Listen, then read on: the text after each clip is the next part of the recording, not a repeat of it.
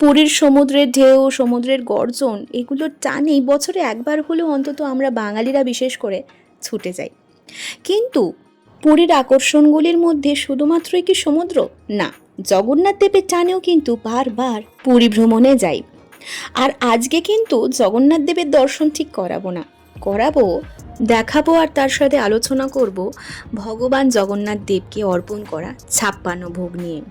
পুরীর জগন্নাথ দেবের 56 ভোগে ভাত, ডাল, তরকারি, ক্ষীর এইসব ধরনের খাবারই থাকে সাধারণত, যার মধ্যে কিছু রান্না করা খাবার থাকে, সেটাকে শঙ্কুদি বলে, এবং কিছু শুকনো মিষ্টিও পিঠে খাবার থাকে, যেগুলোকে বলা হয় শুখিলা।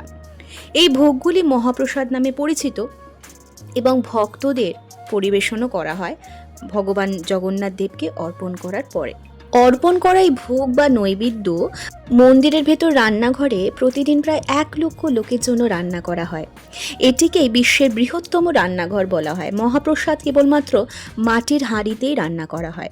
56টি ভোগের মধ্যে ভাতের থালায় থাকে স্বাদ আন্না, জলে রান্না করা সহজ ভাত, দই পাখালা, দই মিশ্রিত জল ভাত, কণিকা, ঘি এবং চিনি দিয়ে সুস্বাদু ভাত, খালি খিচুড়ি, মুসুর ডাল, ঘি এবং চিনির সাথে মিশ্রিত হলুদ ভাত, আদা পাখালা, আদা দিয়ে জল ভাত, ঘি আন্না, ঘি মিশ্রিত ভাত, মিঠা পাকালা, চিনি মিশ্রিত চাল, ওরিয়া পাখালা, ঘি, লেবু এবং লবণ মিশিয়ে তৈরি জলীয় ভাত, খিচুড়ি, মসুর ডালের সাথে মিশ্রিত ভাত। এই 56 ভোগটিকে আলাদা আলাদা যে ভাগে বিভক্ত করা হয়, এক একটা সময় ভগবানকে অর্পণ করা হয়। গোপাল বল্লভ ভোগ, যেটা সকাল 8:30টায় অর্পণ করা হয়। সকালা ধূপা সকাল 10টায়, ভোগ মণ্ডপ ভোগ সকাল 11টায়, মধ্যাহ্ন ধূপা দুপুর 12:30 থেকে 1টার মধ্যে, সন্ধ্যা ধূপা সন্ধ্যে 7টা থেকে রাত 8টার মধ্যে, এবং বড় শৃঙ্গারা ভোগ, যেটা রাত 11টায় ভগবানকে অর্পণ করা হয়। জগন্নাথ দেবের এই নৈবেদ্য বা অর্পণ করা ভোগ আমরা ভক্তরা যখন সেবন করি, তার মধ্যে সবটা তো থাকা সম্ভব না। তারই মধ্যে ভাত, পোলাও, খিচুড়ি, পাঁচমিশালি ডাল, শুক্তো, রসমালাই এবং মালপো এরই মাধ্যমে আমরা সেই ভোগ গ্রহণ করে থাকি।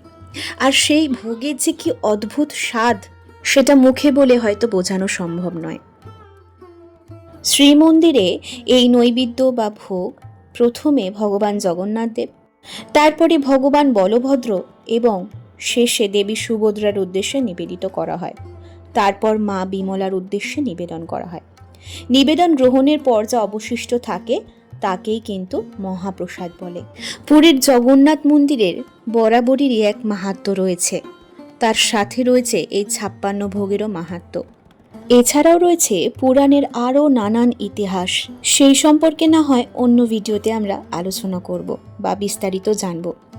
জগন্নাথ দেবের টানে, পুরীর মন্দিরের টানে যারা বারবার পুরীতে ছুটে যান, বিশেষ করে পুরীর রথযাত্রার সময় এই ভোগের মাহাত্ম্যটাই আলাদা থাকে। মূলত রথযাত্রার পুজোর সময় ভগবান জগন্নাথ দেবকে যে অর্পণ করার ভোগ, সেটাকেই কিন্তু 56 ভোগ বলা হয়। সকাল থেকে রাত পর্যন্ত প্রহরে প্রহরে করা হয় ভোগ নিবেদন, যেমনটা একটু আগেই বললাম। একদিকে ফোটে ভাত, ডাল, তরকারি, পায়েস, ক্ষীর, আর অন্যদিকে সুগন্ধি ছড়ায় মুড়ি, মুড়কি, খই সহ মিষ্টি আর মালপোয়া। যাই হোক, ছোট্ট করে এই ইন ডিটেলসের ভিডিওটা কেমন লাগলো অবশ্যই জানাবেন। সকলে ভালো থাকুন। আজকের মতো আসি, কেমন?